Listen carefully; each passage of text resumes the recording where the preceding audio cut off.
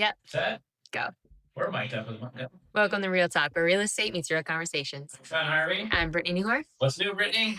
Everything. Everything? Everything. New prices. New prices? Yeah, new houses. New New houses? closings. Yeah. Yeah, people. Actually, I did People pull the moving. stats from the last 7 days. Okay. 7 days from today. Yeah. We had 4 new listings, 5 closed listings, 6 pendings, and 5 price drops. Ooh, price drop. Price reduction. Yep. That's Yeah. Let's Let's do it. talk about price well. cuts. Let's celebrate those closings. Let's celebrate those new listings. Right. Things are still moving. Things are Things still are going. moving, yeah. Yeah. For It's not sure. stagnant. There's still stuff going. Absolutely. Yeah. What I am seeing is, kind of an adjustment on the seller end. For the last 3 years, we've been on such a high. Yeah. Buyers were begging to take your house off your hands, and buyers are not. No, they're like, we're cutting a They're deal. like, we want to make a deal, and we're going to make sure it's 100% right for us, or we're not buying. Yeah. Or 100% off. They're trying. Yeah. They're just kidding. So as a Those listing agent, we have to, we give you a price recommendation. Yeah. It's not because we pull it out of the air. It's because we base it on facts, and that's what we actually feel your house will sell for. If you want to add $40,000 to that, and then you don't get any showings, that might be why. Yeah.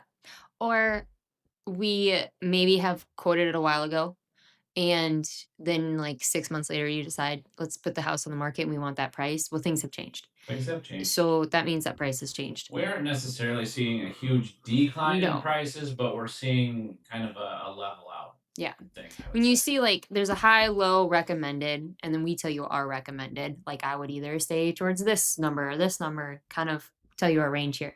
But there's a lot of times where people see that high and they're like, yep, let's start high and work our way low. And Yeah. it's like, okay.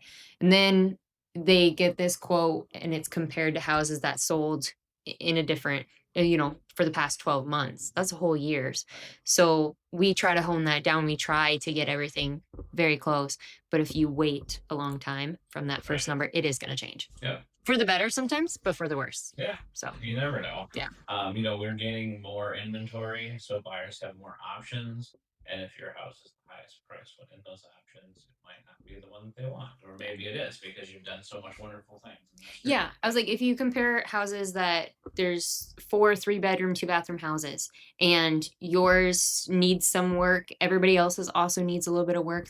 Everybody sees, oh, all of them need flooring, but yours is the most expensive. They're probably going to go for a different one Right. because they just want a deal, especially depending on neighborhood. That always changes things too. And we can always do price reductions or improvements or whatever you want to call it.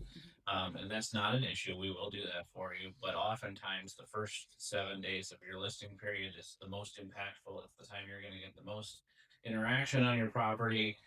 And if we don't have lookers in that first, I would say 7 to 14 days, and then we start dropping the price, it's just never going to be as exciting as it was when it first hit. Yeah. I think the hard part too is when somebody's like, okay, say, let's just use figures here. Say somebody wants to list their house for 250, but they're like, oh, but I'd be willing to take 220. Okay, then let's not list at 250. Like, Right. let's bring that down because let's make it a more realistic number. Like, unless it's really worth more than that and we give you numbers higher. But if you're willing to take a little bit lower, it's easier to start off at that better, lower price and get offers and get people in right away than to come back later. You're still going to end up at the same price. Or if there's 3 houses that are on the market that are comparable to yours and they're all listed for 250, maybe you should be the one that goes in and says, well, I'm going to do 230. Yep. And you might get then you're multiple gonna sell offers. your house Yeah. probably for more than 230, but also you're going to get it sold faster than the other ones on the market. Definitely. Especially like you said, if there's comparables, Yeah. be the lowest price one. Yep. Yeah. Yeah. It's all strategy. Yeah. For buyers, really watch the price cuts. Just don't assume that every house is a steal because they did a price cut. Sometimes houses start high and then drop to a manageable rate. There's always negotiation on the buying end of it, whether you want to get it for a little bit lower. But just because somebody dropped the price doesn't mean that it's a steal. That just means that they're trying to get rid of it and they're motivated to get rid of it. But Yeah. ultimately, we want it always to be fair for everybody. Definitely. And just negotiate respectfully with the sellers. Don't say, well, you dropped the price to 250, so I'm going to offer you 180 today. Yeah. I mean, They already You dropped have it. the right as a buyer to do that. Just Just yeah, understand you. They might be understand they sour. might say no, and if they don't take it, don't keep badgering them and going up $1,000 at a time or something. There's a reason.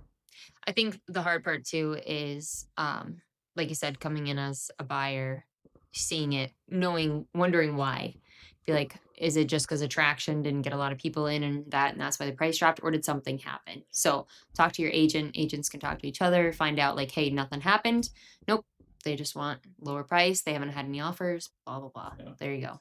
Yeah, and there's a difference between a price reduction and a price panic on the seller Yeah. side, I guess, too. Yeah. Because we want you to gain as much money as you can for your house, but I'll be fair for everybody. And then there's the price panic where a seller lists a house, and then it's like, okay, I listed it way too high. I gotta dump this thing. Let's move on. There's different situations where that might be beneficial to you, but let's just chisel away at it little by little and see if we can get your house done. If your house is going into foreclosure, you've got $100,000 worth of margin. Yeah, dump the house. Yeah. Don't let it go into foreclosure. Yeah. No. Do what you have to do for that. What about like what is a good price drop? What are you telling people? Well, oftentimes we used to say, your realtor.com and your Zillow.com all search in a $5,000 increment for the most part. Yeah. So if you're at say you're at say we're at 259. Okay. I would actually probably recommend that we go to 249. Just because it's going to be the most impactful. I know it's $10,000, but if you're not having any showings, no luck, I would go to the 249.9 because there are buyers that are approved for 250, and if that's how they have it set up in their search is to 250, Yeah. they're not even going to see your house is for sale. Correct. We always look at search parameters. Like we're not over here like, oh, every house, let's do 299 because we love the number 9. No, it's to keep it underneath certain numbers so that when you do your search parameters, it's showing up. Yep. And if you are pre-approved for 250, put in your search parameters an extra $10,000 because you can always negotiate. Yeah, definitely. As I sometimes send people houses and they're like, no, I said I only want something under 100. And I'm like, okay, this one's 110. And I was like, it's been on the market for a while. Yeah. So I was like, still consider it. Okay. I'm like, unless like you hate it, but I was like, it's bigger, better, whatever. Just have to be cautious going in. Less. But Yes. if you are in love with it, then roll with it. Try it. Exactly. It doesn't hurt to try. Right.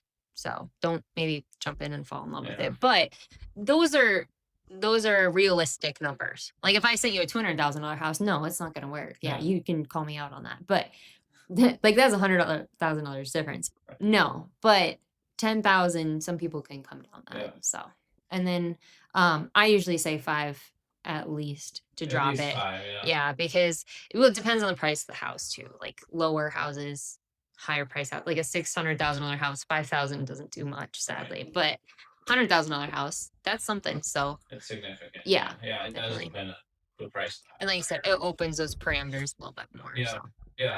Yeah, so I guess the main thing is if you're a buyer, watch for the price reductions. There are some of them happening. There was 5 in the last 7 days. See if you can save yourself some money. Don't rush into things unless you have to. Make sure you're making the right decision. I always tell people that I'd rather you take your time and think about a house than get to the closing table and say, why did I buy this?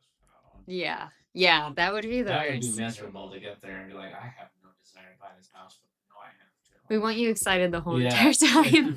That's as scary as if somebody would show up. I haven't had it, but like, I mean, we've had it in the sense of like when flip houses where like what we get ourselves into, but in the sense of like a house to live in with your family, that would be hard. So think about it. And think about the price. Sometimes it's just the price. Yeah. They're like, they love the house. The house has nothing to do with it, but they're like, why did we take on this Right. mortgage? Yeah, well, that goes back to what we said last week. Just because you can't afford it doesn't mean you want to. And our tip this week, if you're listing your house, is just get out there, wash the cobwebs off, wash the bird poop off, clean off the sidewalks. You don't have to wash all the cobwebs off. It's Halloween. You can call it decorating. If you're listing it, you please probably wash the should. cobwebs Yes, off. wipe them down. Yeah. Just get everything nice and clean on the outside because pair would be most when somebody's driving past your house. Yeah, definitely. Don't forget to like, comment, subscribe, and share. And check us out next week. Stop by.